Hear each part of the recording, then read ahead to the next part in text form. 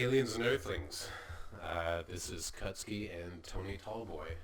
Today we will be going through this list of allegedly philosophical questions. Allegedly. You'll get to see the alleged pretty quick, especially number 12 here. Number 13 too. Anyways, I guess I kind of tried out this exercise the other night and it was an interesting thing to do, so we figured put our brains together and here we are. So I guess, Tony, I'll start. I'll ask you the question first and we're going to do a trade-off. I think that's the best way to go, yeah. Okay. So number one in the list of philosophical questions is, what is the difference between good and bad people? So I would say, just off the top of my head, that bad people, you could say, are just hurt people that are continuing to hurt other people instead of trying to heal their own hurt. Just as a basic example, like good people can understand that they are hurt and they're trying to heal themselves, but also looking out for other people and aware of the damage that they can do. Whereas hurt people are basically, I would say, not to condemn most of society as animals, but just hurt animals that are lashing out because they're hurt, and even if they might not realize that hurt, but they're still reacting to it, right? Like a toothache, like a bear is gonna bite you if it's got a toothache. Yeah. It's just like, I'm really fucking pissed off. Like, my mouth hurts, like, fuck off, but it's not like you caused the toothache. Yeah. If that makes any sense. I think that's a perfect answer. They're kind of reacting from their wound. Yeah. Like, it's just a self-fulfilling. I mean, I don't know what the problem is with people with sweatpants. Maybe they should be hurt a bit more. That was my answer. Sweatpants divided us. The bad people, obviously, wearing sweatpants. Yeah, your answer was very good. I don't really have anything that I disagree with it. It does all the times come from our own conflictions and then just not being mindful of it and then letting it spiral. Well, and the first thing is, like, my first thought off the top of my head was good people and hurt people, but then I was like, no, good people are hurt too. So then, like, what's the fucking difference? Because everyone's hurt. So, like, how you deal with that hurt really is the expression of that pain. And if you're willing to actually do the steps to heal yourself, or just try and escape from it, or not even be aware of it, not being aware of your pain also can be really fucking detrimental to yourself as a person, and then, of course, those around you. Because this sometimes comes up, like, if I'm thinking of a hurt person, my immediate thought goes to, like, say, heartbreak or abuse, let's say. Yeah. And so those are pretty obvious examples where it's just like you actually have something that you experience that's tangible, and thus you kind of get over it. I mean, heartbreak, somebody who's suffering heartbreak doesn't necessarily fall under the category of bad person, but say somebody who's like abused, I think they would lean more towards category. But the thing too is how you deal with that heartbreak. Like, okay, so abuse is really interesting. I want to touch on that first, if you'll allow me. Yeah. So abuse, I find that interesting because, yes, you're hurt, right? But you also, I'm going to say abuse just from a standpoint of like, say, your childhood. So you've got, that's your framework. So then, to overcome that abuse, you have to not only learn, like, don't do this, or this is... Well, the first step is learning, like, this is not acceptable, because you're going to replicate what you know. Yeah. Right? Like, if someone's getting angry at you as a kid all the time and telling you you're fucking up, chances are, when you're a grown-up, you're going to be angry all the time and telling people they're fucking up. Like, that's... Yeah. You know, so you have to learn, like... You do. Exactly. So then you have to learn, like, okay, so, like, what fucked up parental patterns have I learned, and how do I unlearn those... and then fix that behavior. And then with heartbreak, heartbreak can turn a person that hurt, if you're not able to deal with it in a healthy way, it can force you into a state of desperation, which is never a good thing. A desperate animal is never a fucking good animal to be around, right? So, like, I think in that case, hurt is really you just continue to hurt yourself, and by extension in relationships, depending on, you know, rebound chicks and anyway, but like you do have the capacity to hurt other people, but I think if you're hurt from heartbreak, you're intrinsically more likely to continue to hurt yourself and drag yourself down with behavior. I guess it's kind of formulating your expectation of people, and you treat them as you expect them to be. And if you, I guess, are hurt by them, you kind of expect them to be a shitty person. Like, is that like a two-tier thing that's going on where your expectations are kind of fulfilling your own prophecy of like, oh, they're shitty, then you kind of view them as shitty, and you treat them as you would treat a shitty person? So you're saying with heartbreak, with Could be heartbreak or abuse, both fit in there well. Like, you know, I think like just a simple visual would be a child who's been beaten and just scared of other adults because I he think associates that. to me what you're saying is it becomes more of a conscious thought, whereas I think with abuse and that comes out, it's almost subconscious or an unconscious kind of way that you carry yourself, right? Because those have been ingrained into your emotional DNA, for lack of a better term, right? Your framework has been absolutely warped. So with hurt, oh fuck, we got deep. I guess this does does encourage critical thinking, but because I was thinking just now, abuse kind of perpetuates fear, whereas heartbreak is more like despair. So like you get a loss of faith in people, maybe. Whereas, well, a loss of faith in people, but like with heartbreak too, is you also, speaking from personal experience, you lose faith in yourself as well, because you could be trying everything right, and then you might have made a few mistakes. Maybe you didn't make any mistakes at all, but then obviously something happened that a relationship ended with someone you cared about, and then you're like, well, what the then your whole world's like, you know, like all the M&Ms are on the table. You can't just pick out the bad ones. You're just like, fuck, the green just seems everything I do is just not good enough. So then you have to kind of like really sit down and reevaluate, like, okay, so like, what do I like about myself? What is this? And like, so then separate the hurt and it's like, okay, this desperate action, like, okay, don't get fucking plastered at a bar, you know, like read a book, like meditate, you know, do some push-ups, like, you know, like you have to kind of reevaluate like how you're dealing with that hurt, because sometimes your method of self-therapy or medication turns out to just perpetuate your shitty feelings instead of facing them. Then you're really just putting them off, and then it comes crashing down, and then you're alone and you're hungover, and you're just like, oh, good. Suicide could be an option here, like, but I don't have the motivation to write the note. Damn it! I need a Red Bull and a pen. Fuck. So I think that's a better way to put this, because when I read this question, like, bad people, that's where the majority of bad people fall into, I think, is the wounded.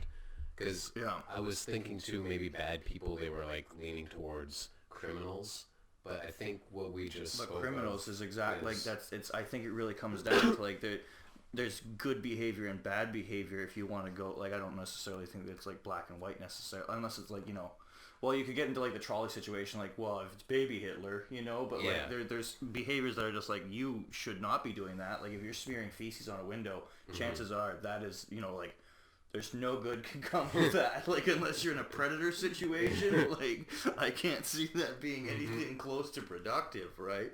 But I think it really comes down to behavior and just how people express their hurt and pain. Yeah. So then a criminal, I guess, would be like the extreme expression of the pain. Yeah. Whereas, well, they're doing whatever they can to survive, probably because, you know, like they have to look out for number one, and they really don't care where they're going. The only example I can think of a truly terrible person, well, maybe two, is like Peter Curtin and fucking Carl Pan's Ram. Like those, I think maybe those might have been the devil walking in man clothes. Like, but. Yeah, I can speak to Pan's Ram. I don't know the other guy that you mentioned. Who's that guy? Peter Curtin was the vampire at Dusseldorf in 1920. Might have been 28, might have been 24, but he was. Okay. Holy fuck, he was twisted. He would kill anything and anything. Like he'd go to like he'd go to the fucking park and like cut the heads off of swans or geese and like drink the blood from the neck. A hobo bumped into him once, so he stabbed him with a pair of scissors. He proposed to his wife at gunpoint. He was like, marry me. But then, like, when they caught on to him, and that's the thing is, like, this is, like, way, like, criminology was so fucking like this guy was 10 leagues ahead. Yeah. Anyway, so then when they finally caught on, like they didn't know who was doing this. They were like, they must all be separate murders, right? And he was just like, no, I'm just a man of many talents, you know. Like I'll cut your throat, I'll kill a swan, I'll kill a baby, I'll stab a hobo, like you know, just like jack of all trades, master of none, except murder and being really fucking creepy. So then when he found out they knew who he was and there was a reward out, he went to his wife and he was like, turn me in, get the reward. So for all the like, you know, the pistol pulling, you know, like in essence, he was kind of a good husband. I'm not really like fresh on their marital life if he was abusive or not, but like he went to the guillotine and she got money out of it. But he went to the guillotine and they're like, he asked the fucking executioner, he's like, do you think for a few moments after my head has been severed, I'll hear the blood gushing into the basket because that would be absolutely divine. And he creeped out the executioner. Like what fucking like how many nails do you put in your dick to scare an execution? Albert Fish, another probably really evil dude. Like notice I'm going to serial killers here, but like this is weird. Yeah. Yeah, like so difference between good and bad people. Bad people kill children and eat them. Like if you really like if you're not doing that, you're at least doing something right today. Like people can trust you not to eat their children, like that you're oof. That's suddenly the like twisted, I don't know, potential future ex-girlfriend is not near as bad. Yeah, really. Does not eat children. Basically just don't eat children. That's what we've got this. Yeah. The difference between good and bad people. Don't eat consumption of children. Alright, number 2. Is it essential to be a good person? Essential is like, but that's the thing is like that depends on what you're getting out of life. I would just think like yes. I mean, there's no positive in being a bad person. Like, but then I guess I can work this around on myself. It's like if you like eating children, then though that makes you a bad person, that's fulfilling what makes you happy. Yeah, so that's it depends on what your values are, right? Because you know, if you're content to cut down the Amazon so long as you can make more Starbucks cups and then own a third mansion in the fucking Andes, then like, you know, like is it essential? I think if you're talking about like a spiritual higher calling, then yes, it is. Yeah. You know, if you are worried about an afterlife or reincarnation or what have you, basically, if you don't think that it's just a black pit when you die, then it's essential to be a good person and to strive for that. But so it's essential to our future, kind of as a collective. Well, I think it's essential to your soul, but if you don't give a fuck about your soul, then it isn't essential. So like for you and I think it's essential because we care about what we think of ourselves more so. Yeah. And, you know, that comes down to what other people think of us because that does reflect upon who we are. Yeah. If the people that we care about what they think of us because we care about our actions and our habits and what we're doing. Them too. Right? Yeah. You want to maintain your relationships, but is it essential? I would say no. Yeah. Is it essential to us because we want to be good? Then yes. Because if you're a good person, it's essential to be a good person. If you're a bad person, you don't give a fuck. You want to eat children and cut down the Amazon. Yeah. Right? Like that's I like hearing your take on this because you picked up on the essential part. To me, it was just like the question was, should you be a good person? Though that's not what it says. It was just obviously you should be, but is it essential? Technically, no. No. Well, I mean, you think about it too. Even if you want to get away from like the heavier topic of infanticide, like think about the homeless running our streets in this undisclosed location. Like, if all they care about is banging heroin and getting fucking lunch for free, then they're not really being good people. No, but like they get high and they get food. Yeah. Right. So it's not essential for them. It's they can sleep in their own filth so long as they have a needle in their arm and fucking frozen corn in their stomach, you know, like there's no merit to be a good person if you can be a fucking degen junkie. If you're content to be nothing but a human pile of garbage, then no, it's not essential. If you actually care about your time on this earth, then yes. Okay, I like that. To be worthwhile, it is essential.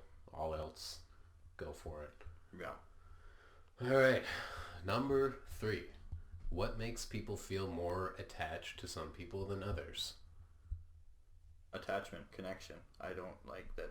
My answer for this was similarities. Yeah. Like, just you have a kinship to those you are find Well, kindredness. well, yeah, like similarities. I think,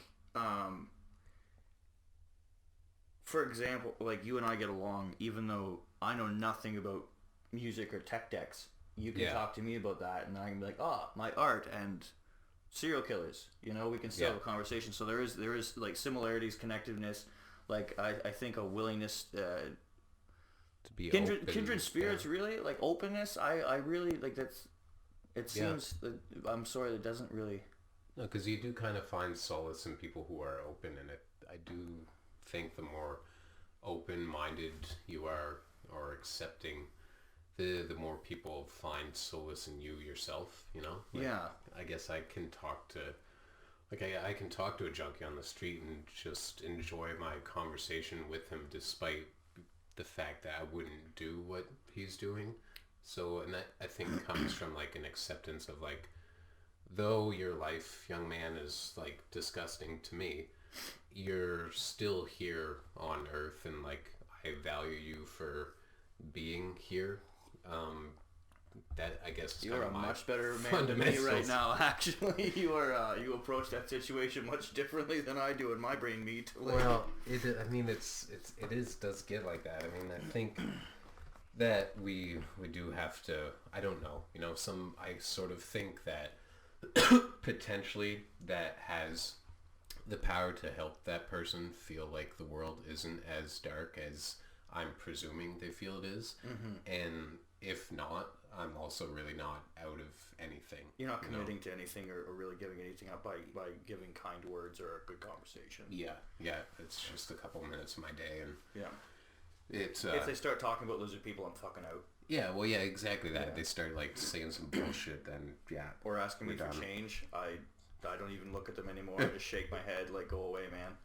We were a friend and I were skateboarding in this underground parking lot last winter, and so there's junkies and homeless hanging about, as they do. Yeah, and so of course one of them eventually approaches us, and he was like, "You got weed, man?" I'm like, "No." He's like, "Got anything to drink?" It's like, "No, dude." He's like, "Got any money?" I'm like, "No, man." He's like, he's like, "I fucking love board sports." Just like, what the fuck? Thank you, I guess. Board sports? Board sports? Yeah. Like, just fucking hauls out a fucking heroin stained surfboard. Like, you do much skating, do you, bud? Yeah, this is my fucking, my box spring right here. My shitty fucking surfboard. My pillows are just broken decks. Like, yeah, it's not a pro model, but does a job. Helps me get around. I just love board sports. Stabilizes my shopping cart. Like, fuck's sakes. Alright, so basically for this, what makes people feel more attached to some people than others? Finding solace, kindred, shared interests. I would say like, yeah, well, safety, connection, similarities, respect. I'd say respect is another big thing. True. In all relationships, if you want a good relationship, you need to have respect. Absolutely. I think we nailed that one. Yep. Number 4. Is tribalism, or looking out for others like you, innately good, bad, or neutral? Took me a minute to understand this one. Do you understand it right away? Oh, absolutely. Okay. Yeah. I would say it's innately natural. Yeah? Like, so say we're at a bar, you and I walk in, and like, say there's frog people. I'm not talking about the French. We're talking about people from the marsh. Okay. like you've got some fucking black lagoon creatures. They're hanging out, and then they start bothering like another. We'll say like another like human guy at the bar. Like you and I are obviously going to be like, all right, well fuck these frog dudes. Like what's going on with our kindred human spirit? Like if we're in a space station in the galaxy. Yes. Like, oh fuck that human guy. We want to be progressive. Like no, we're not going to trust those fucking black lagoon motherfuckers. We're going to look after our own. Yeah. Now. The problem with tribalism then is, in a more rationalized sense, is when you're like, oh, that guy's Christian, so I believe him, or oh, that guy supports this same political party, so I believe him. Yeah, like ostracizing people because they have a different viewpoint of you is not necessarily conducive. Well, it isn't. Well, I mean, there is I think there is merit to looking after your own. Yeah. But that does not mean it should blind you to the fact that your own can also be pieces of shit. Yeah. And that there isn't merit in other camps, right? Because every tribe survives for a reason. There has to be at least some merit. Yes. That you can at least learn from. Yeah. Yeah, you nailed that then. For me, when I first read this, I was like, tribalism. I also, when I saw the word tribalism, I started thinking of a talisman. And that just like, I was like trying to compute, like, yeah, all right, so we all wear the same necklace, okay? So if somebody's wearing my necklace... Our cult's good. Yeah. I was thinking, just to add to this, that it also helps perpetuate the existence of the tribe by looking out for them. So that just feeds natural evolution, right? Like, yeah. Now you can take it into like nationalism and eugenics and shit, but it's not necessarily wrong to be like, no, I like my people, I like my culture, I want that to be perpetuated. Yep. And to defend it against threats, I'm not saying we need to fucking Sieg Heil and shave our heads or anything, but like, you know, like there is merit in preserving your culture and your people and looking out for them, because I mean, if you abandon that idea, you're abandoning how many fucking years, millions of years of evolution of our species. Like, we weren't just like, oh no, dogs are cool, like fuck you tribe, you know, like Tarzan didn't live very long in the jungle, like, you know, back before we had fucking shoes. Like, it's just didn't work that way. That's fair. So then this neutral like option, like, what the fuck is even, how could it be neutral? Like, neutral just doesn't... I would almost say that it's just generally good. I would say neutral, like good or bad or neutral, like, so I think that would just come down to like if you left it at instinctual and then didn't go any further with it. I would say instinctual, yes. But that's the thing, is it's not a black and white issue, because you can take tribalism to an extent. Now we have to look up the definition to find out what the strict definition of tribalism is, because if it's like the radical opposing of any other ideas, then like, like tribalism probably isn't the best thing. Yeah. But if it's tribalism as in sticking together as a cohesive group and looking after your own, then I would say that's inherently not only instinctual but good. That being said, you can't abuse a good system, right? Yeah, because I basically see it's generally good. I can see where it could be bad. I don't really see where it could be neutral. Like, it just exists and honestly doesn't affect us. That makes it neutral. Chinatown, Indian quarter, Pakistani quarter. But those are all good for the tribe, But I would right? say that's neutral, because like it's not affecting us. But because like you're just living on your own. You're like, okay, like Chinese or Asian quarter, like they live over here and they have their own culture. It's dope. Like, it's neutral. Okay. Well, but that would... Yeah, I don't know. Okay, no, I rescind. Neutral doesn't make any fucking sense. Because it's good for them. It's good for them. It's good for us. If you... But, like...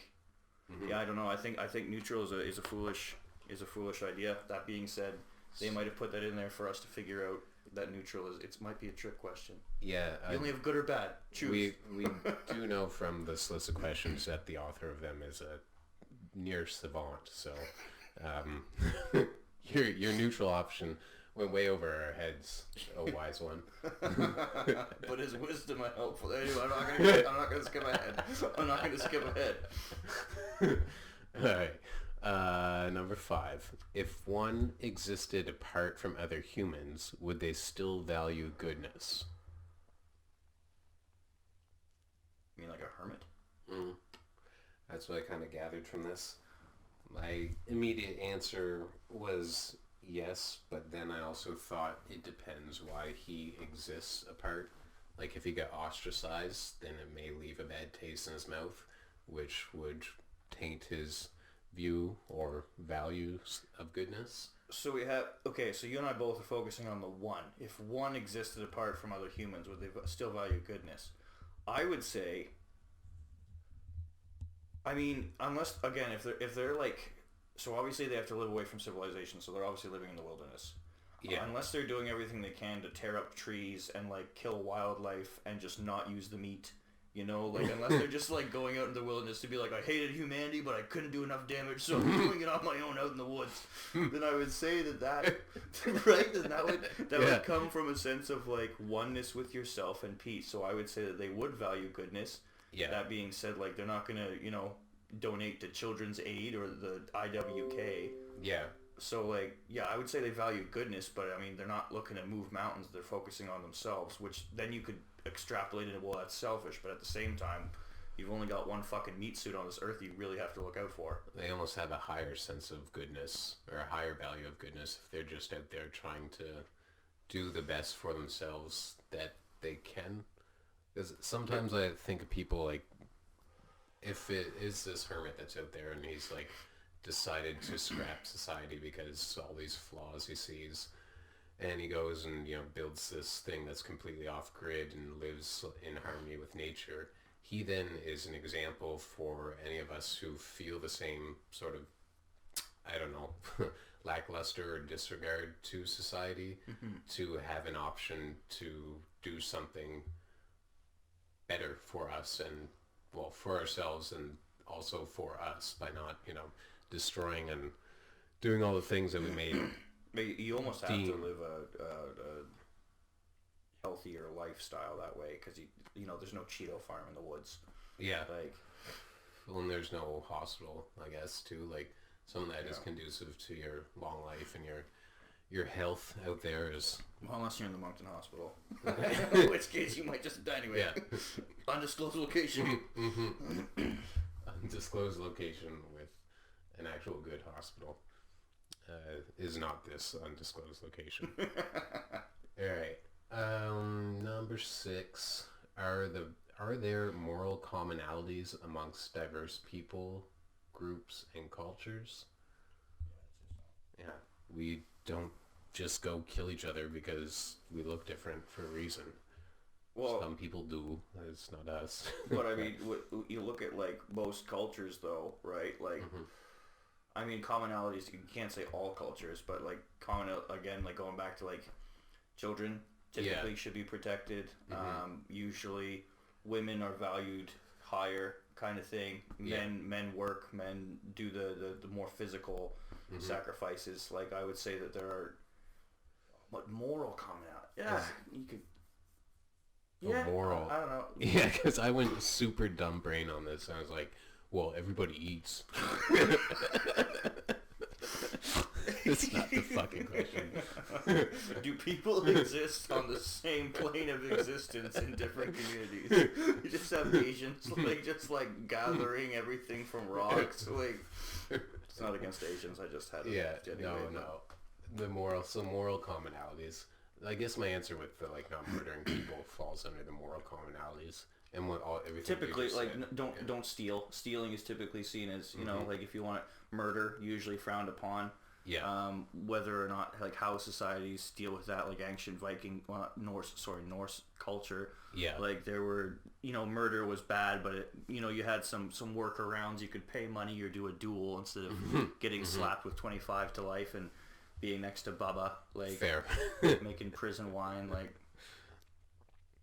Yeah, so that question is kind of just a no-brainer. Like, it's evident. It's not even a question. Well, I mean, it's something perhaps that would be useful if you're trying to, like, unindoctrinate a truly hateful person against other cultures.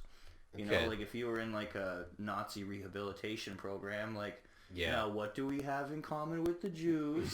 Like, we all eat. I'd be there. We all eat. They eat food too. I hate their fucking bread though. But they eat it. They eat it. We eat. Imagine being such a troglodyte that you're just like, I fucking hate the Jews, but we both eat. It's true. I guess I can give them that. Oh yeah. The Jews still eat. You've changed my mind, Doc. Thank you. Yeah. Meanwhile, my colleagues are like, where is this degree from? He's crazy, but it worked. The fucking bottom of the barrel therapy right there. We all eat, bro. Alright. Number 7. Are individuals important, and if so, in what ways? This is kind of a brain dead question too, I think. Well, innovation, obviously, like, individuals make up a collective, and then individuals, you eventually you do, you know, build a community, but without an individual you can't pioneer a way. Yeah, you're just stuck in the same loop. And Yeah, because perspective comes from individuality. Yeah, different perspective. You can't have society without individuals. No. Because someone, decided to slice the bread. Yeah. There's some dude came up with like, you know what would fucking be awesome if we just set up a bunch of knives and slice some bread. And someone's like, whew, we're going to be talking about this for years. But we only make bread, Tom. We need to go to the knife tribe. They have nothing to cut. But it would take an individual to make that, collectively. I mean, democracy has only been around for so long. Like, someone had to say, like, I'm going to take over this piece of bread to, like the knife clan, and they can stop just chopping down trees and cut our bread for us. And I think this just is, like, powering up my theory of, like, we all eat. Like, we're just... You don't understand how, like, connected that makes us. Well, and we laugh about that, but then food also, like... That's also a very, very, like, collective thing. Like, you're going to eat with people, like... Yeah. You ever look at your friends eating? Like, it can be a really, like, vulnerable experience. Like, why the fuck do you chew on the right side? So, and that one guy... like you could be made fun of really harshly for that. Like, close your fucking mouth, John. Like... Yeah, nope. Eating. It draws us all together. It does, and it does neutralize a lot of things. Everybody gets hungry and... needs to stop the war for a minute and have some food, then get energy to go kill each other. Everybody eats. All right, number 8. Are humans more important than other animals? Why or why not? I'd say not. Yeah? Well, okay, so like, while humans do bring... So spirituality, right, brings a lot to the table. At the same time, if humans weren't here, the animals would be just fine. If Ganesh or God, Jesus, Allah, if they weren't around, then it's like, the animals, and I'm not saying like I'm not going to go and eat a fucking steak, like, they're subservient to us because they're dumb and can't figure out how a thumb works, but I like animals, and we're obviously the dominant race, and just you have to live that. But I don't know if I would say that humans as a race are more important than animals. Like I don't know, if I had to save a dog or bus full of homeless, the dog might get saved. I had said like without a doubt more important, but the way I framed it was because of the gifts that we possess the capabilities to build and to innovate. Yeah. And so we can care for animals in a way that they couldn't necessarily care for us. That part just gave us more responsibility. So I also was particular about the word important because I feel like I have no trouble saying more important, but it's because I'm viewing it purely from this, like, our abilities and capabilities, and like thus what we can produce and give back. And so to me, important had no like question mark, but I think some people get preoccupied by important, and it's like comes from I used the proper word but I forgot, like if somebody feels less about themselves then they're particular about somebody else being declared as important. It's like a self-confidence issue. That's not the word though, but you get kind of I'm trying to fucking think of the word, but I think it's kind of naive to not think like, are humans more important than other animals, or are the more important part? I would say that now, as a person who believes that things happen for a reason, that there's a reason for humans to be, then, and I mean, just coming from my own religious background, then yes, I would say humans are more important because we were given stewardship over the earth. So yeah, I would say in that sense, but if I'm looking at it from like just a purely evolutionary standpoint, then no. Like we do have the ability to give back, but as we were discussing earlier, before the podcast, like we obviously as a race really are struggling to hit that give back part, right? Like and so in essence, yes, we are, but also I don't know.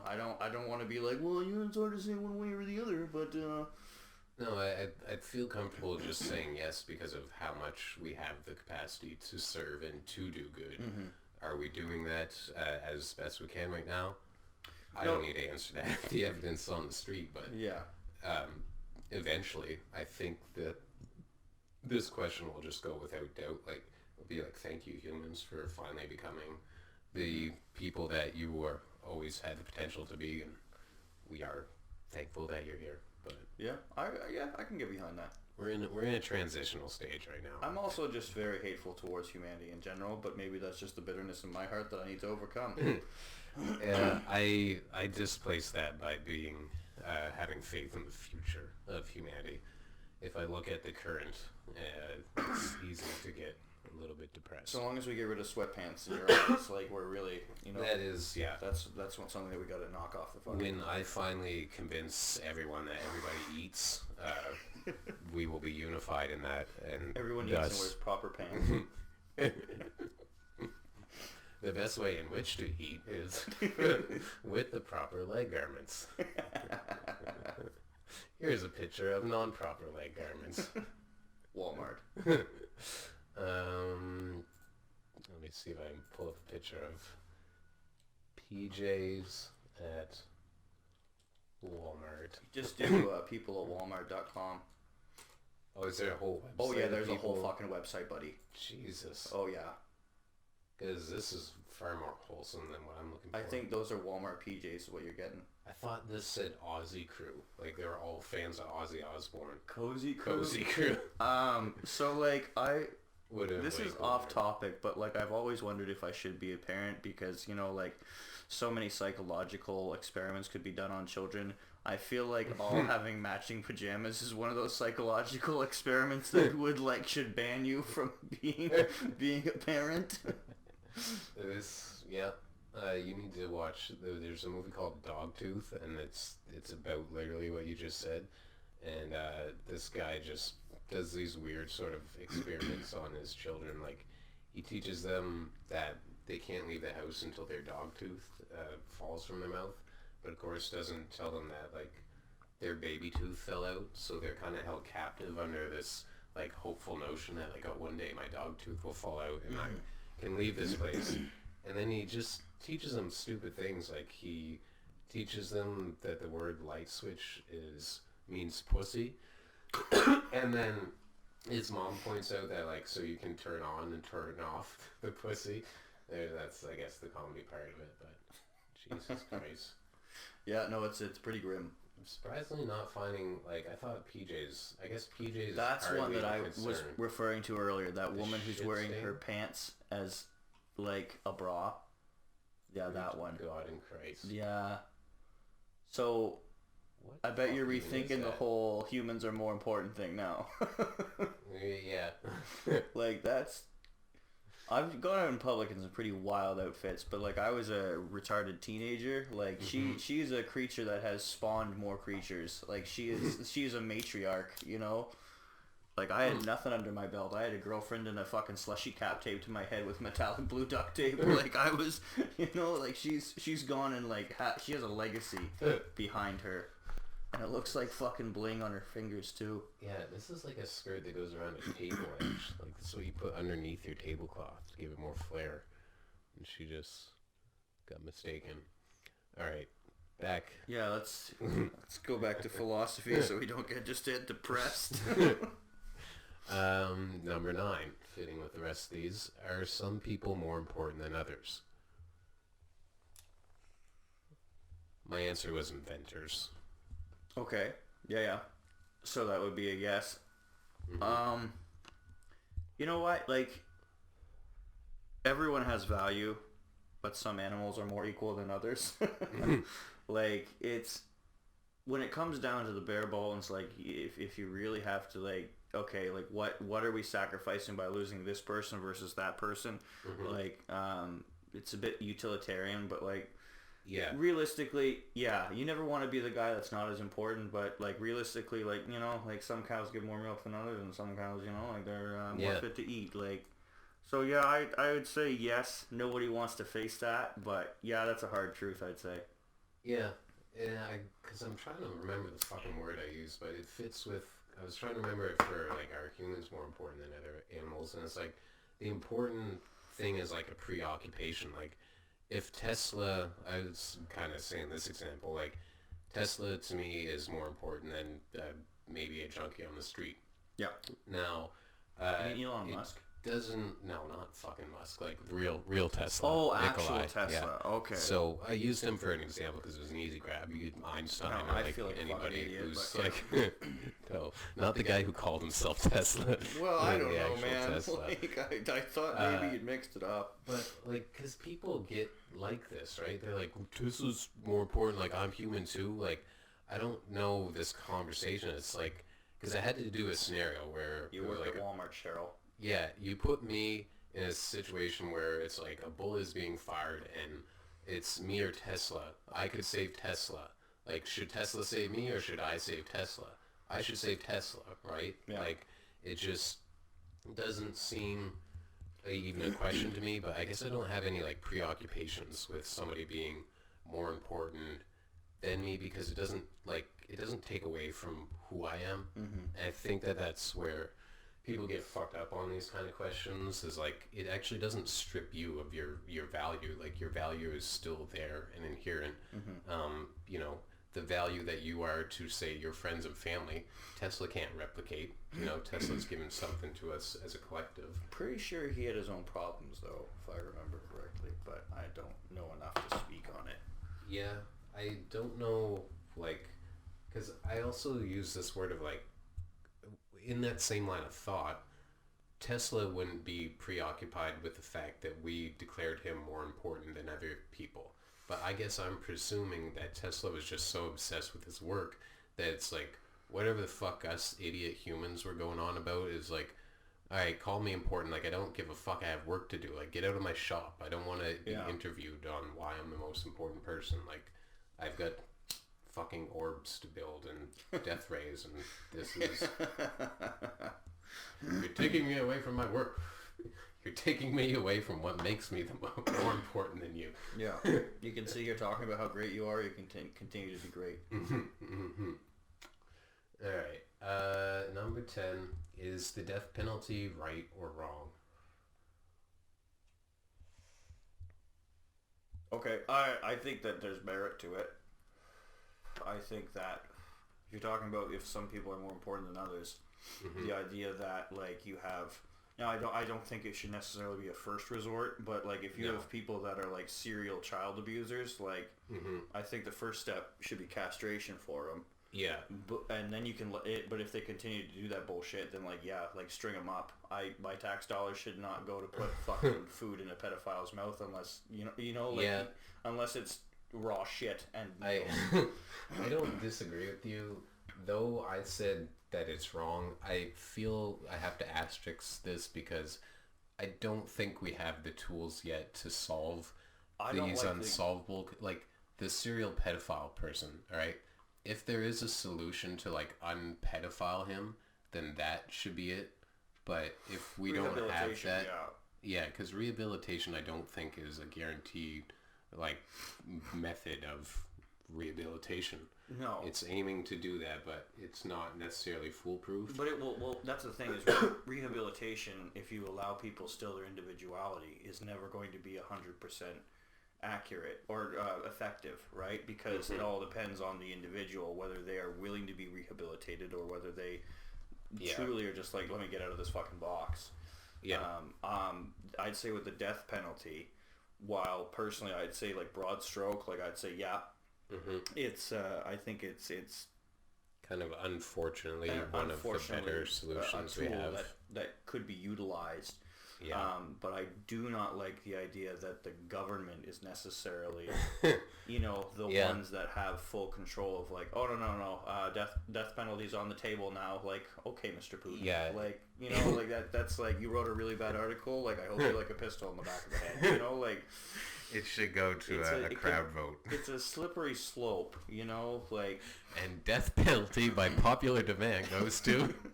Well, I mean, like, Ted Bundy, right? Like, he got the electric chair. Like, I would say that, and John Wayne Gacy got lethal injection. Not necessarily bad decisions, like, pretty solid decisions. Like, they're not going to do any good in or out of the box. Like...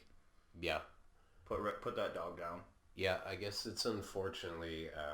kind of sometimes the only option we have right now, just due to our pure lack of other options. You know, because obviously I like to think at least that any of these Ted Bundys, Hitlers, insert like fucko ABC, they are born kind of on a fence, and it's their parenting or their upbringing that tilts them into the direction that we know them for. And so I guess the solution would lie in proper parenting, but at the point of, you know, considering the death penalty, you can't go reverse their childhood. No. So I'd say going back to rehabilitation, like you can give them the tools to examine their behavior, and again, going back to like bad people hurt people, right? If you give them the tools, or in the guidance to be like, okay, like you have to examine yourself, but again, it comes down to the individual being like, do I want to change? Is there stuff wrong with me? Do I want to begin the process of fucking reinventing myself, right? Because at that point, you've got, say, like Hitler at 32, I don't know how old, I'm sure he was older, but like, so then like, that's 30 years that you have to fucking reprogram and be like, okay, so like, I have to decide, like, baby out with the bathwater, pick and choose, are the Jews actually cool? The Jews are cool. Just say that now. Like, you know, like, what do you have, it's a fucking process so it really comes down to the person, whether they're willing to do the work or not on themselves to figure out what's wrong with them. You're never going to end up with a perfect person, but that's why rehabilitation is much more costly than, you know, the guillotine. The guillotine you can construct in probably a day or two. Rehabilitation is going to be months worth of therapy, right? Like that's the thing. So I was thinking while we were saying this, like, oh, what's the solution to the death penalty? And I was like, well, you could just give them a lobotomy, and like that would essentially equate the same thing.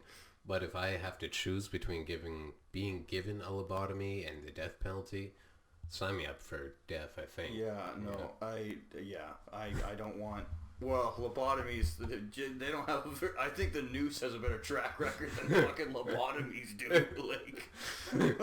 Like what's more humane? Like, is just cut my fucking head off. You know, like we just turn the psycho more psycho. Yeah, really. Or you just turn them into vegetables, and then what kind of life is that? The death penalty's wrong. He's just killed twice the amount. You have fucking John Wayne Gacy bagging your groceries, drooling, like good job, Pogo. The trick is to have the key. Like, fuck. Trick is to have the key. Fuck's sakes. Number 11. What should be the repercussions of wronging someone else? I think those come around on their own. That's exactly what I said too. Yeah. That's a tit for tat. The world has a way of just working that out. So what I saw a video, it was a clip of Jordan Peterson. Yeah. And he says, like, you don't really get away with anything.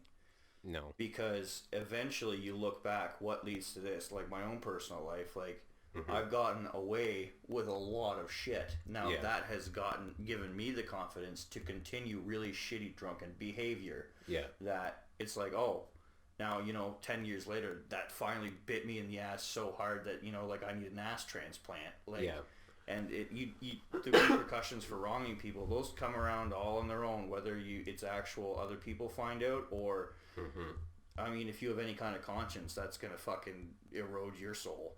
Yeah. Yeah, that's true too. Just the shame and the guilt if you understand that what you did was exactly what it was. Exactly. Yeah. I guess maybe they're implying that the repercussions should be more swift. Because I had read this, like, I don't know, fucking Instagram article where this girl who this is all allegedly because I read it through a fucking Instagram post, but allegedly this girl got some acid dumped in her face by this guy who wanted her to be her boyfriend, and she said no, and so as retaliation, Or his He did the last, most his nice, final shot nice in guy love fucking was... move ever. Yeah. Like, you fucking whore. So she was appointed the privilege to dump acid in his face. Like it was like a tit for tat thing. Like instead of... Is this in Mexico? I thought this was in India. I don't like... This is I don't know if loose as hell, what I'm saying. Okay, yeah, no, yeah. So, I don't know if Where's this everybody question... getting fucking acid, though? That's my question. Like, you can't get a gun in Britain, but you can get fucking vials of acid? Like, thugs are just running around with this shit? Like, holy fuck. Like, take that. Like, yeah. Give me your money. Like, yeah, that blows my... That's a different topic, but that just blows my mind how you hear, like, oh, yeah, no, there's no gun crime in the UK, but, like, there's stabbings and everyone has acid. Like, where do you just... There's just acid dealers, like, in fucking undisclosed city. Just you at can the get, pharmacy, like, you know, like... I expect a sheet of paper if I order some acid. I don't expect a fucking vial. It's a special way in which they brew Earl Grey. Earl Grey and fucking bath salts. British acid. Alright. Number 12, the banger. What is wisdom? I guess this one's not as shitty as a fallen one, but what is wisdom? Learning from your past mistakes and applying knowledge to your situation. Like that's... I feel like what is wisdom? I would be interested to hear the cockamamie runabout philosophical answer if like Plato or Socrates were sitting here and Diogenes was just shitting in a bowl and laughing at them like in the corner, like what is wisdom? But basically like taking past experiences, whether they be your own or other people's, and applying what that outcome was to your life and to what you know, right? Like, yeah. Like, don't drink a 40 of vodka and then try and go to work the next day. Wisdom. Okay, I'll have 3 drinks instead of 8. You know, like that. It almost seems like a. They just were trying to fill the fucking wisdom page can on be this fucking one. simple as that, right? Yeah, like that's. Can be more profound. That's yeah, like I said, like I'm sure that you could have people talk about it for an hour, but I think they would all come back to. It stems from experience. It's learning, whether it be from... It's learning... It's yourself learning, whether it be from other experiences that are like yours or others. Yeah. That's what I would say. Yeah, understanding the repercussions of said experiences and dodging those potholes. All right, number 13, Tony. Is wisdom a helpful tool? I don't know. Wisdom, I don't think you need necessarily intelligence or wisdom to exist in this life. I think that we should all just continue to do what we do without learning anything.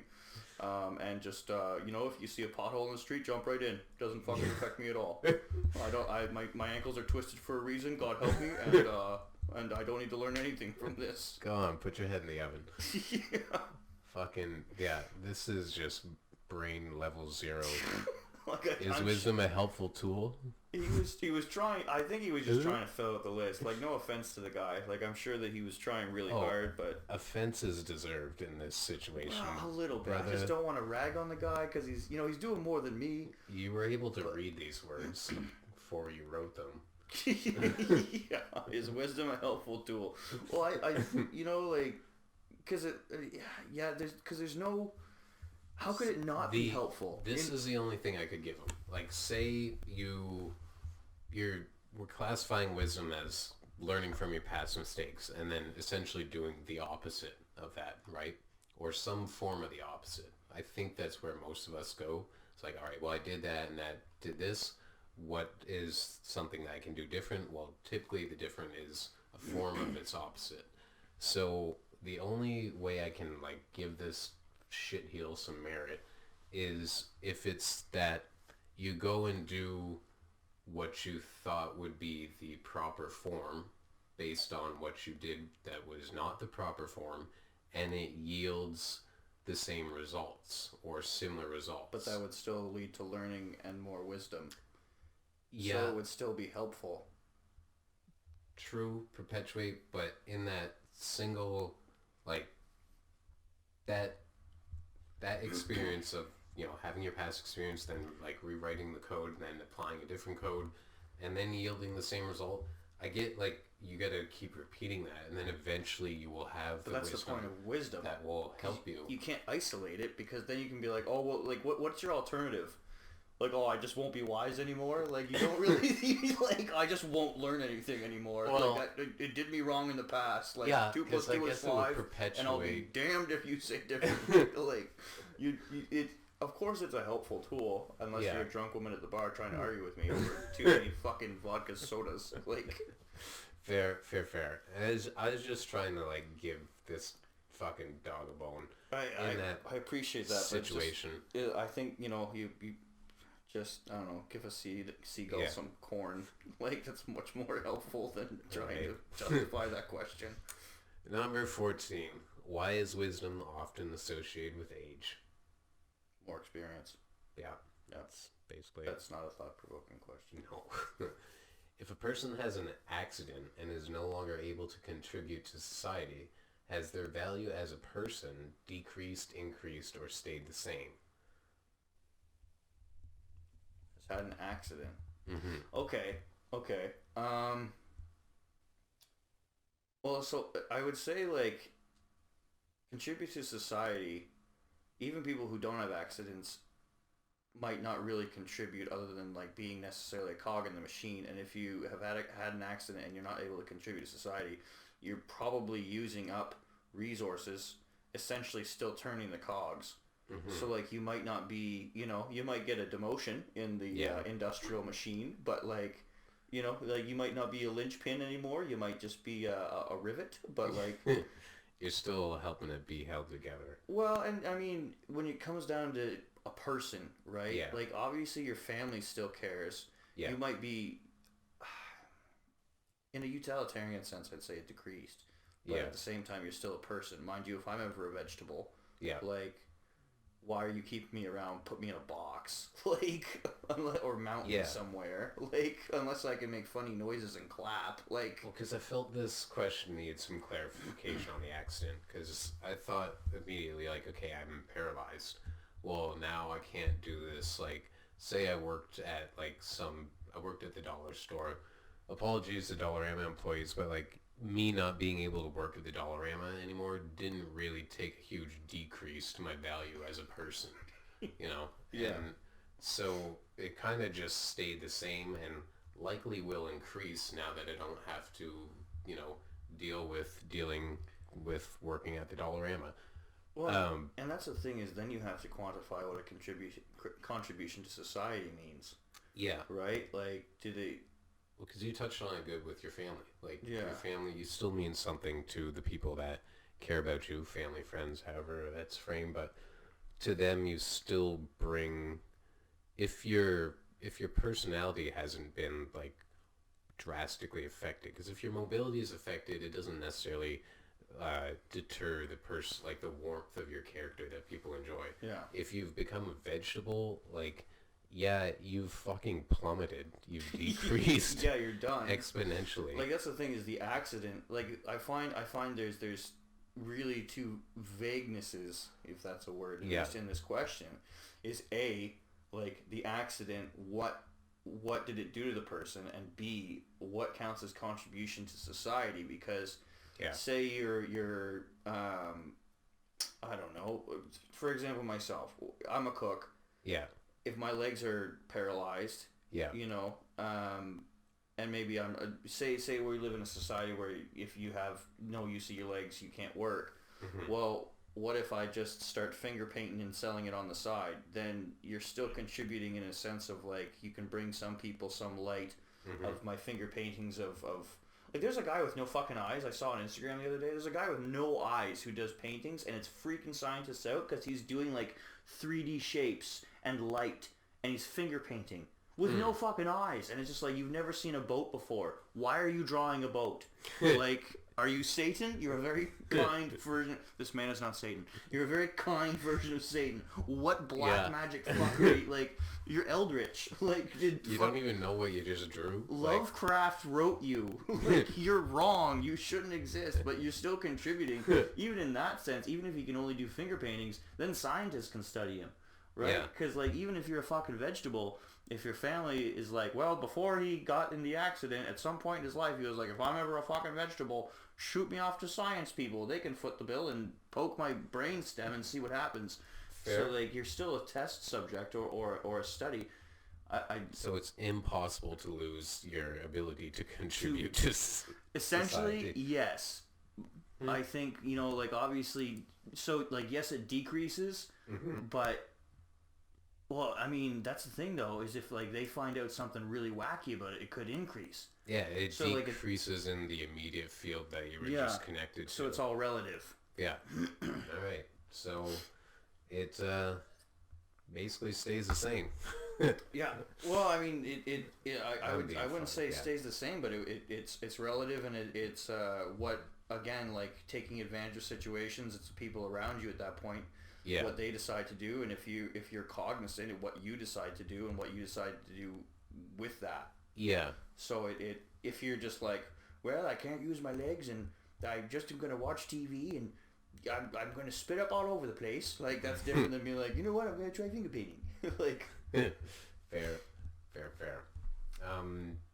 Yeah, I'd only said stay the same because it just gets displaced into another facet. So I don't know. There could be like some Hallmark movie where the, like, I don't know, father who's never home because he works so much, like, is suddenly ripped from his job due to his newfound disability, and now he has time for the children that he's been neglecting, and his value in that case is increased.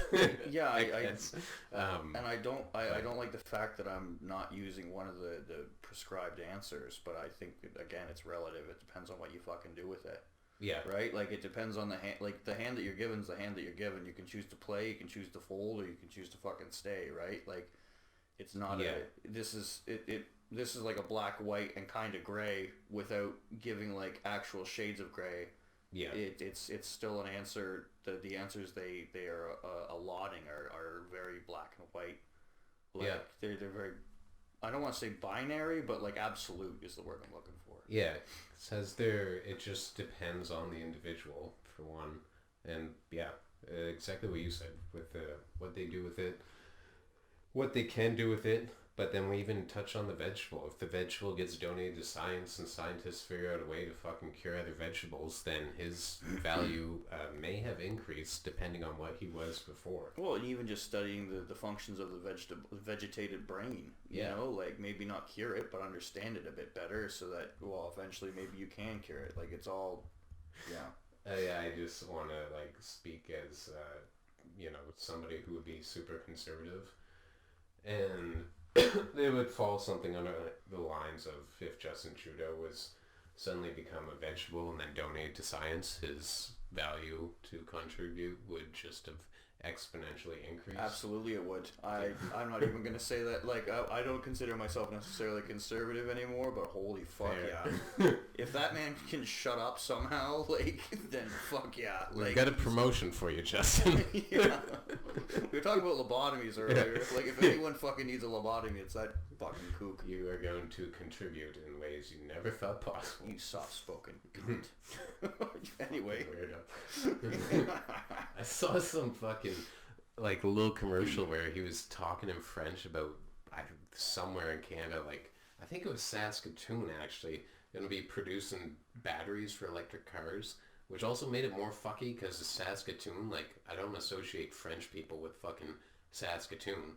You know, but that out west must be Saskatchewan. Oh, that makes sense. I would, White farmers is what I think of when I think of Saskatchewan. Yeah, exactly. And there's a heavy Ukrainian community there too. Well, then it should have been fucking Ukrainian. Yeah, not really, French. Really dropped the ball there, Justy. Le batterie va donner des jobs. Anyways, he sounded just as stupid in French as he did in English. I imagine there's no language he can't. I don't think he could even sound intimidating in Russian or German, like that piece of shit. Anyway. All right. Fitting, number 16. Can people change? If you vegetate them, yes. Yes. I think absolutely people can change. I think that's another question. I think that I. Yeah, it's obvious. It just comes obvious. from within. It depends. It's hard, but can they? To share a personal anecdote, when I was working for a charity, I won't go into specifics just because I am using a very personal story. Yeah. There was a man there. I was working for a charity, and there was a work release program. Okay. And this man was in prison for murder. Mm-hmm. he had substance abuse problems the night of the murder. It was an accident, but it was you know, like he was high as fuck on cocaine and drunk out of his mind. Okay. He was trying to get money, and he accidentally killed someone. Shit. Well, he showed up to the work release program. He was like 50 something at the time, jacked as shit, and just like the kindest, soft spokenest, friendly, humble. Yeah. Like honestly, one of the best men I've ever met was a murderer, and he turned it around. He was like, well, you know, like the thing is like I'm gonna get out, and he's like, it's just without like he gave me. He was the first person to give me an AA. Well, he's the only person to give me AA pamphlets, being like, you need to watch yourself because I was hard to believe that there was a time where I can say like I was heavy drinking at the time and not have that just be like, well, it's been consistent, Tony. But like, but like he was, you know, he was like looking out for me. He brought me pamphlets from prison, like looking out for me in that way. I think I still have them somewhere. Good guy. And he was just saying like, you know, you make that decision and you just have to people in your life. You tell them like, I've made this decision. If you can respect it. Or you can not be in my life because I can't be around this substance. Yeah. So there was a lot of wisdom.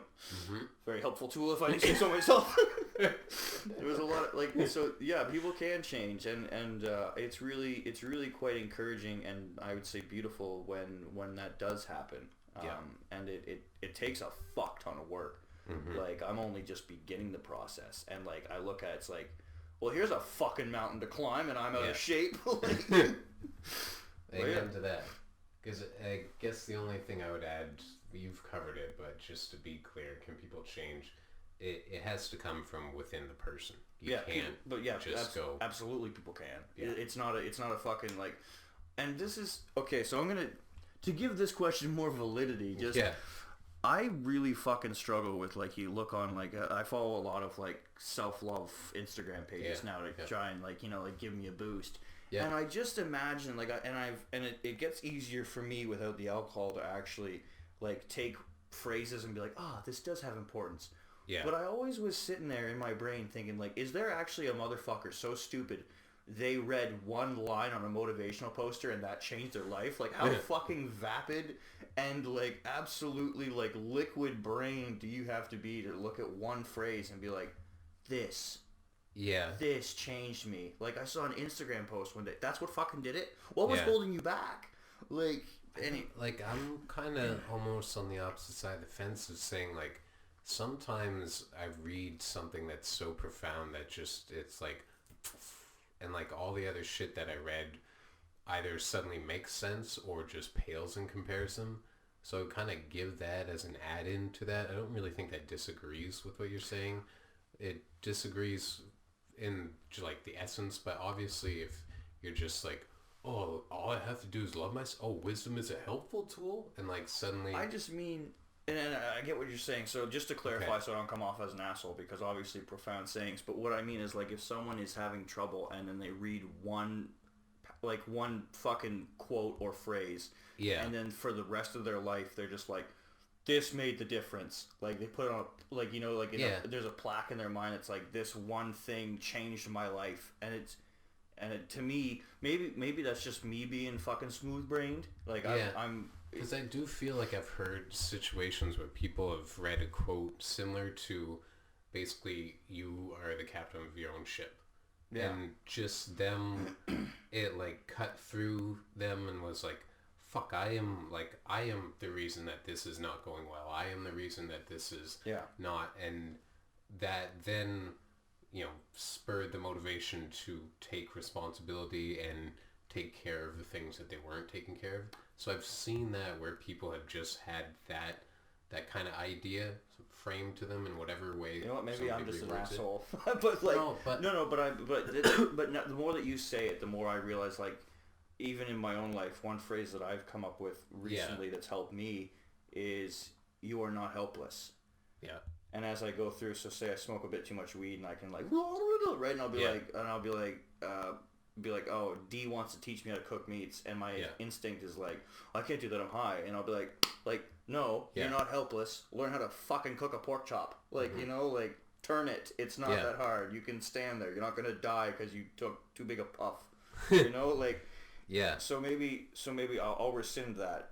at the same time, to your credit though, if somebody ever read Live, Laugh, Love and their life was changed, I don't know that we want to know that person or know that change. So that some could go to some the credit phrases of your, perhaps are a bit more worthy than others, but I still struggle with the idea of only having one phrase. Like I think that like you should collect wisdom.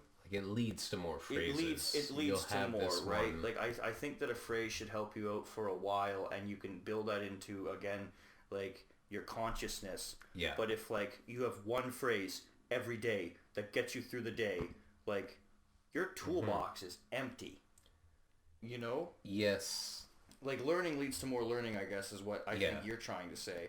Yeah, and because I'm trying to say too that the one phrase typically sparks the learning that you're saying that would, basically be a better format to have a fuller toolbox.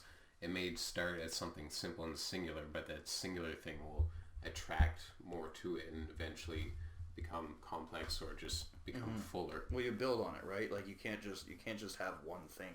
Yeah, because I'm trying to think of a line. I knew I had a line that I had read that struck me in a way where it cut. Like there was the me before and me after, and it was a line, Prodigy rapper Mobb Deep, he's dead or whatever, but rest in peace, my G. I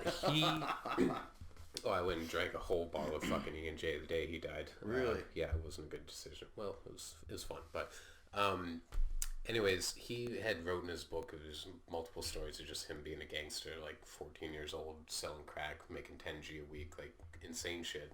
But then he had a line where he wrote something to the effect of, there's an invisible energy all around that dictates things, and some people pick up on it and some people don't.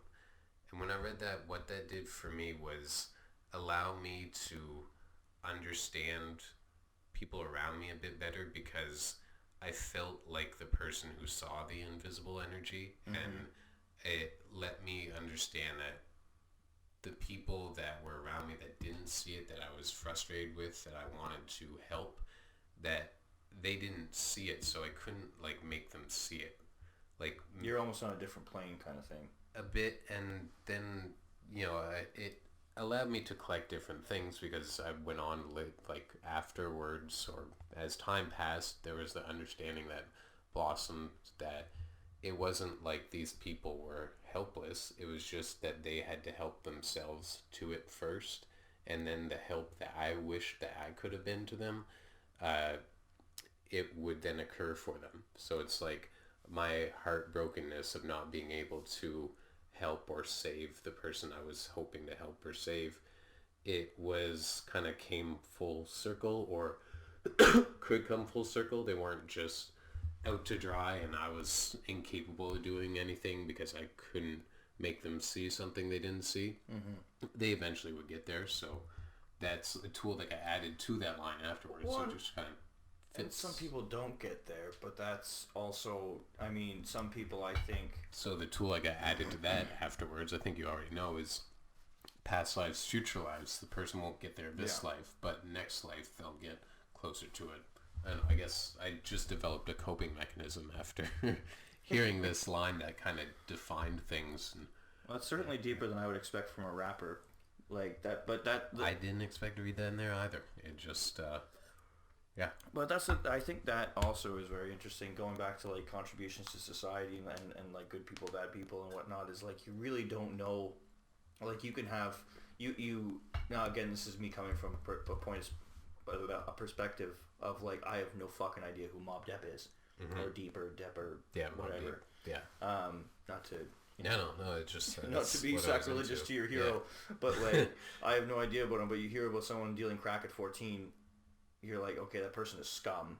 Yeah. Right. When then they say like, but then when he has that, like, even if he is scum, that is something that you can learn from even what you might call a bad person, right? You can learn from everyone. Good point, yeah. Right? Like that's, again, going back to even tribalism or moral commonalities between cultures. Like the tribalism is good. At the same time, you also need to look outside your tribe and see what other people are doing, so you can be like, okay, so like what are they doing wrong?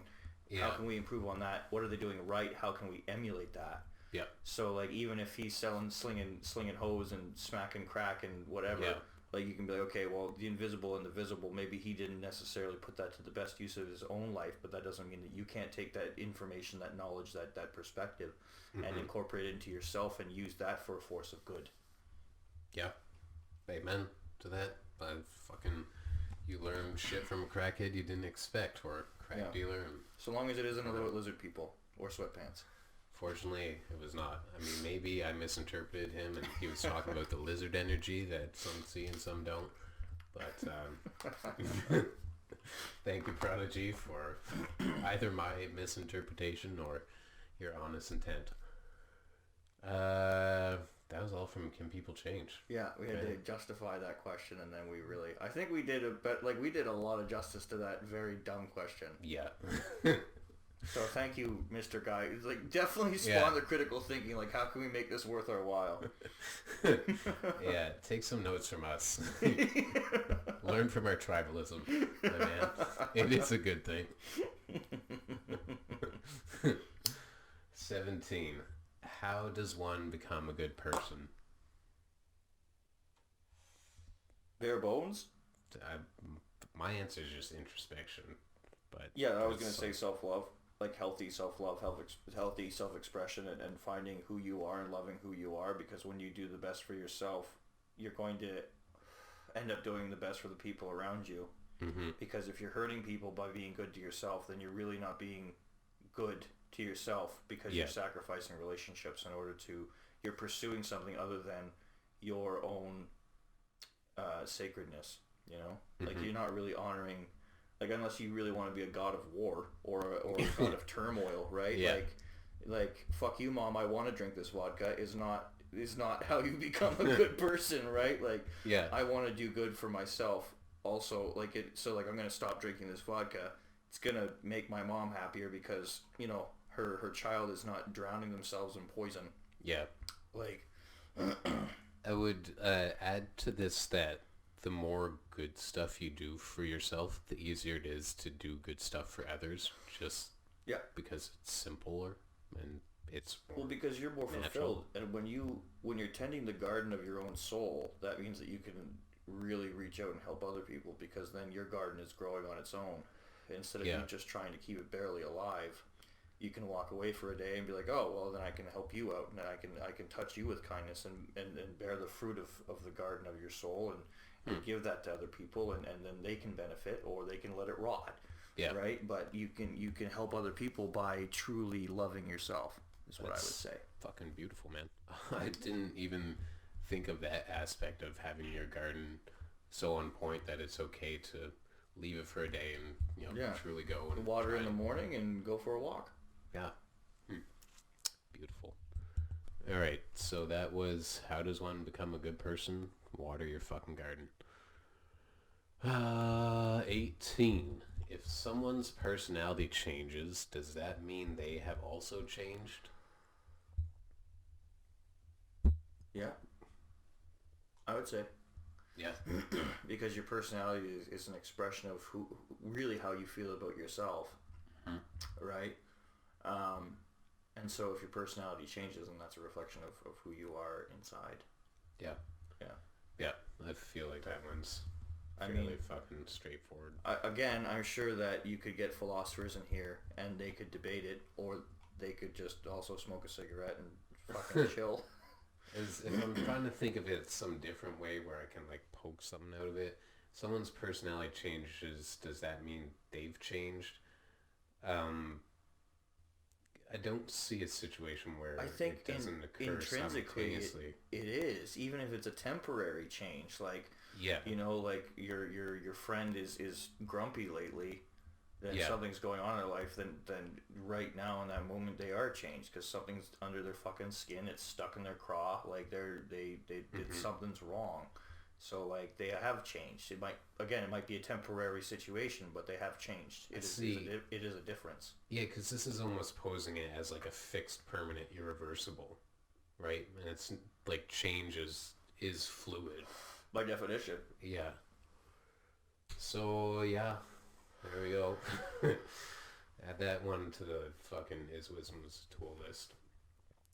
19. Can you ever honestly know another person? No. Why? Because unless you're like, well, polygraphs are able to be, so like even like unless you're dealing with like some high tech fucking alien or super advanced technology where there's probes in your fucking cortex and whatnot, Yeah. you'll never truly honestly know everything about a person.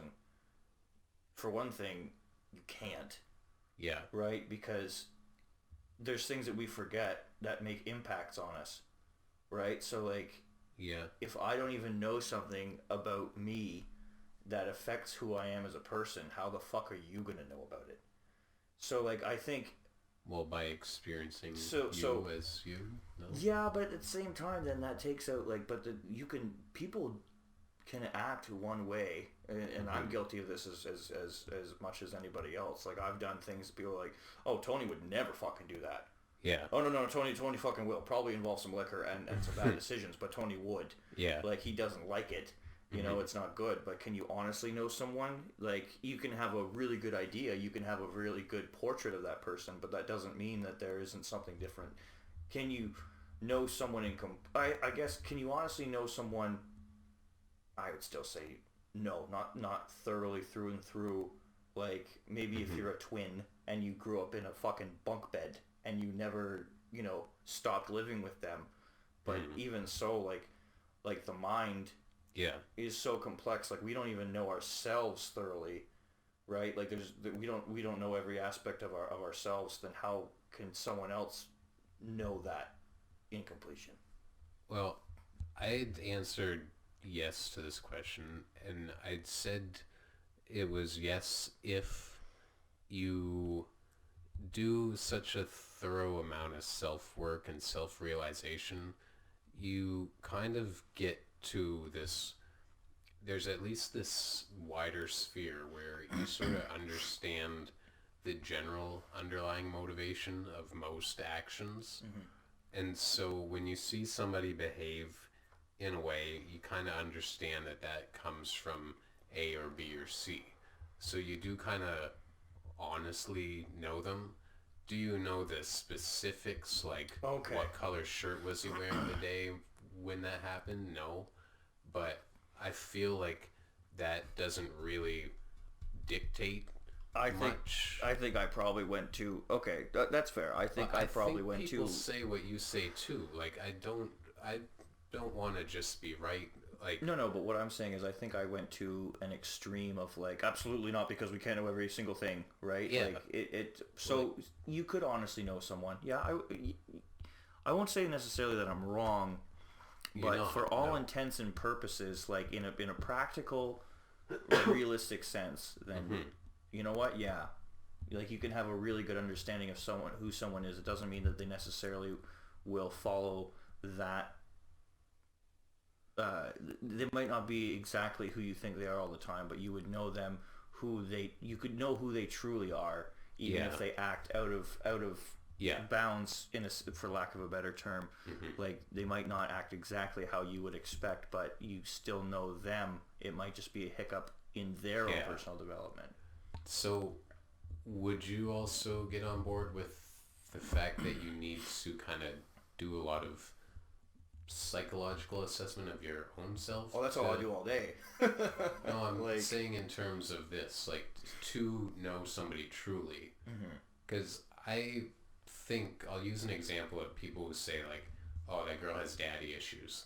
You know, this is a common, like, almost, they throw it out, and it's given in this air of, like, they understand that girl, like, oh, she has daddy issues. And it's like, it could be that simple. Like, that person is not 100% of the time wrong. And they're not necessarily, some people are just not that complex, unfortunately. That's something I think you notice too, because if I meet somebody who's like, all right, I said, like, I'll be kind to anybody, I'll have a little conversation, blah blah blah, like, I don't mind, but I will, like, if I'm having a conversation with a junkie down the street and just, kind of being kind because I believe that's the thing to do, it doesn't mean that I want to have him over to my house and, like, do a podcast or, like, go on a vacation with him or something. Like, there's lines you can that know are someone. drawn. No, I rescind. But I just wanted to play that out a little bit because it goes to this idea of like people not being that complex, and it's like you then those I guess are the easiest ones to know because it's just like like you haven't thought about yourself in any like proper fashion. You just probably blame the whole world for everything in your life and just live in this sort of victim mentality. But then that can be understood, I guess, because of understanding what a victim mentality is. And because I would say prior to learning half the stuff I learned, I would not think that you could actually know people, but I would be saying that from a position where I didn't even know myself. Mm-hmm. You know what I'm saying? So So what you're saying is that the more you know yourself, the better you are equipped to understand other people. Absolutely. Okay. Yeah. Yep. Cool. Yeah, I went too deep on that one. But I've heard that type of response though before, and I don't think that it's wrong because I do think I don't think it's wrong, but it's not practical. Yeah, people frame it that way. Like, well, you don't know what I did January 5th, fucking 1996. What color of shirt was I wearing? Well, I think more along the lines of like thoughts. You know, like what's going on in people's brains. What because intrusive thoughts are a thing. Yeah. Like, I don't know how many times I'll be sitting there being like, I could hit this person. I'm like, why am I thinking this? Like, what's wrong with me?